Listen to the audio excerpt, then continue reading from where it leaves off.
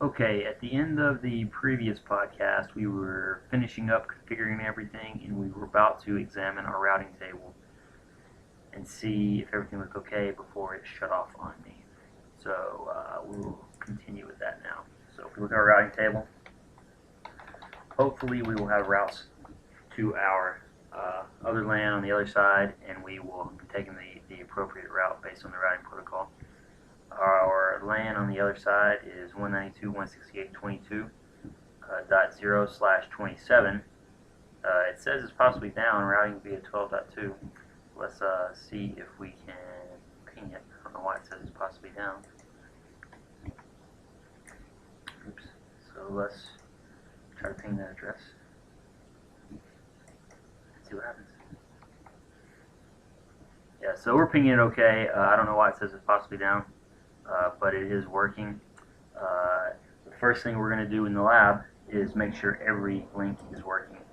So right now, if we look at our routing table, it says that to get to 22.0, we need to go across serial 010 to the IP address 192.168.12.2. So essentially, what that routing entry in the routing table is telling me, if you have any traffic for 22.0, 192.168.22.0, send it to this interface on this link. So any traffic going across the LAN, going from our LAN on the left side, the 11.0 LAN, to the 22.0 LAN, will be going across this serial link.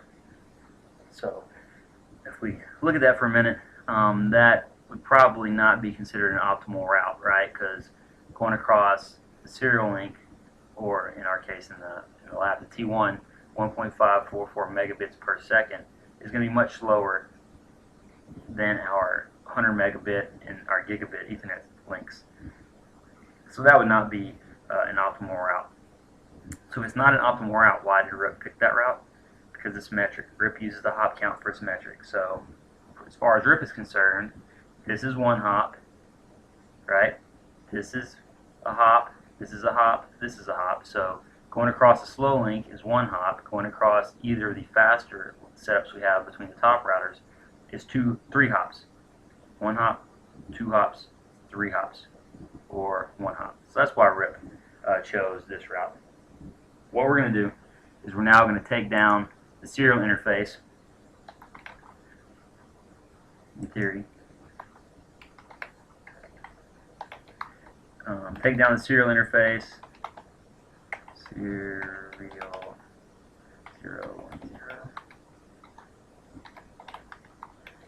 and take down the simulated gig interface. It's really FA since the simulator doesn't support gig.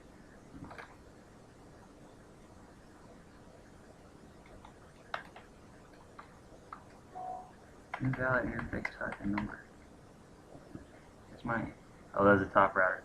So yeah, so we're on the wrong router. I want to take down the gig on this top router. So that would make sense that I'm trying to do the wrong thing on the wrong router.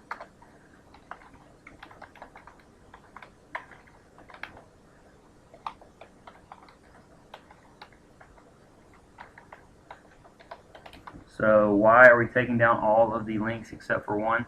Because we want to make sure that every link is working. A little later on, we're going to be exercising the routing protocols, and if the links are not working, then things aren't going to work right. It's going to be very confusing, and it's just better to make sure everything's working now.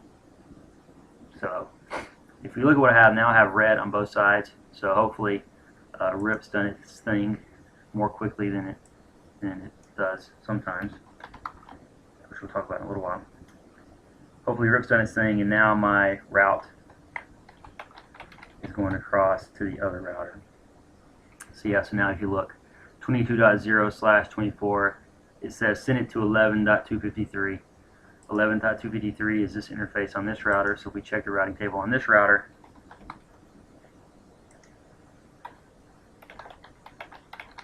check the routing table on this router, it says 22.0, send to 21.2. So this is 21.2, so essentially it's going to go from here to here to here. If we check this one, I guarantee it's going to say to go to there. So now if we ping again to the other router, to the other LAN, I mean, now we have it going across the fast Ethernet interface, and it's still working. So last thing we want to do is we want to bring down the fast Ethernet and bring up the simulated gig so that we make sure that that link works as well.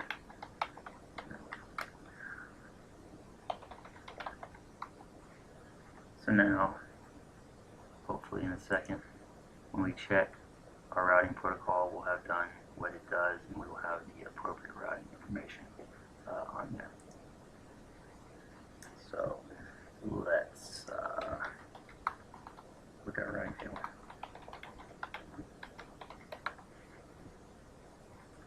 So right now I still don't have a route for the 22.0 network. Sometimes RIP can be kind of slow about figuring these things out.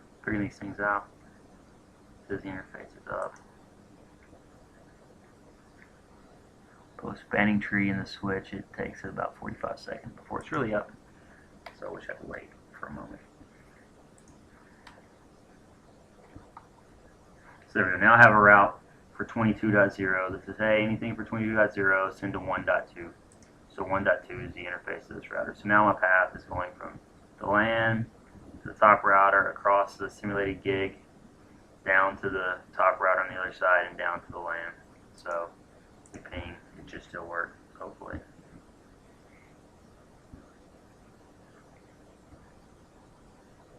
Alright, so sometimes in the simulator the first ping doesn't work. So it's like a, I don't call for a bug, but sometimes it doesn't work. Oh, normally the third ping works, so let's try that again.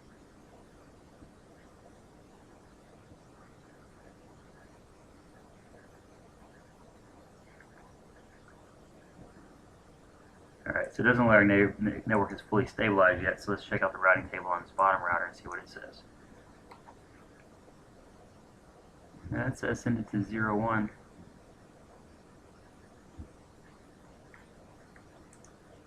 So we'll just wait a couple more minutes and give that a second. So you should have tested each link independently, and they should have all worked.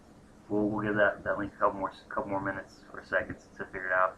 But let's look at what we're going to do in the lab. We're going to be checking out the times for the pings.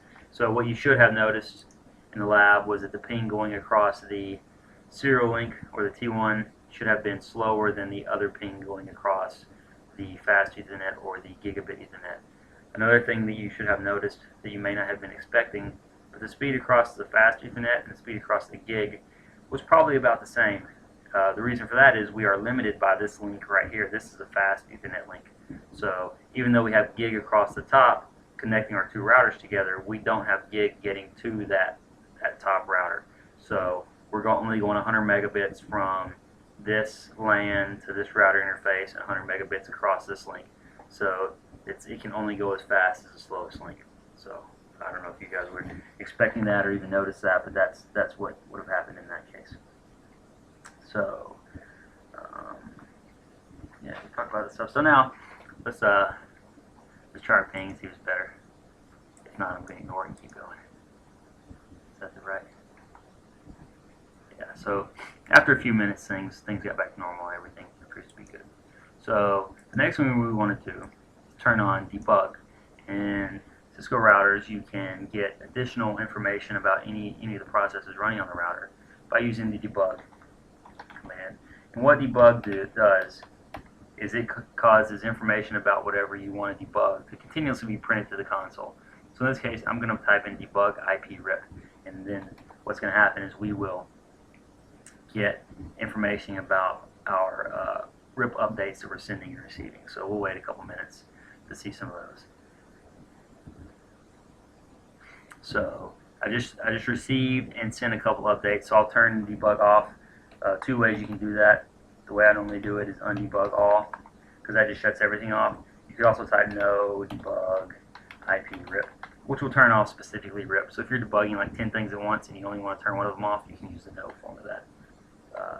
I've turned everything off. So some things to notice here. Too far. Some things to notice here. Here's an update that was received v2 update from this IP address. Here, this is the IP address of our fast Ethernet interface 0.1 that we received on 01 from the top router. So the top router is telling us, hey, I know how to get to 1.0/24. I know how to get to 11.0/24. I know how to get to 21.0/24. I know how to get to 22.0/24. So it's telling us the number of hops. It knows how to get to different things. 2 hops for 21 and 22. So essentially, for this router to get to 22, it's 2 hops, right? So that's the metric we're talking about.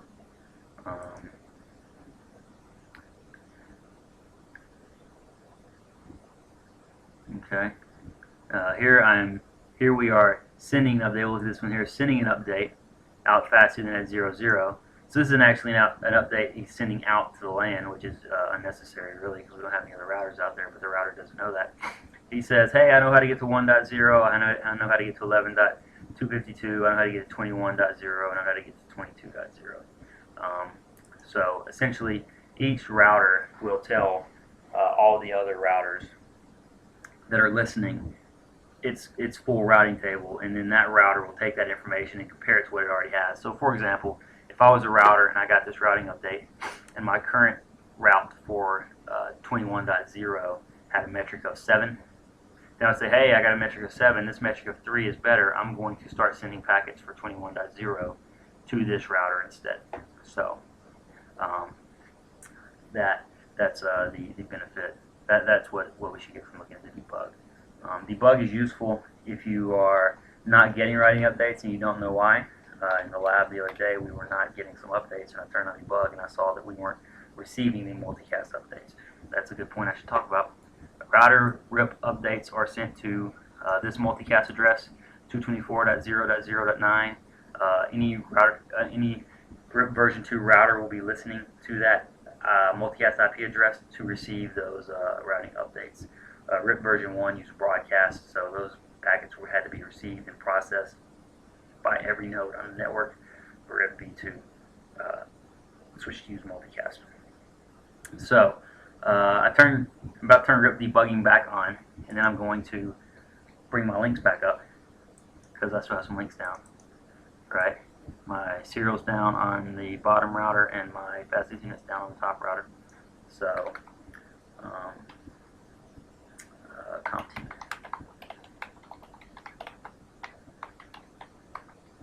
And let's look at our routing table one time before we do that.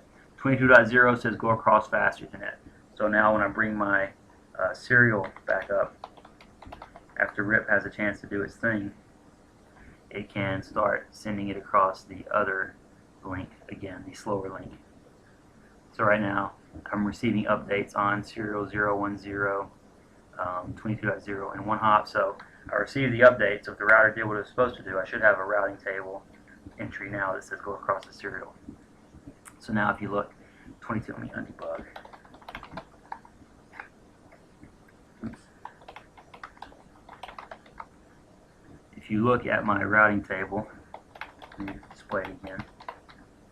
If you look at my routing table now for 22.0, it's going out 12.2 across the serial. So RIP was pretty quick to bring that back up. Let me go up here and turn this one on. What's that? Fast Ethernet.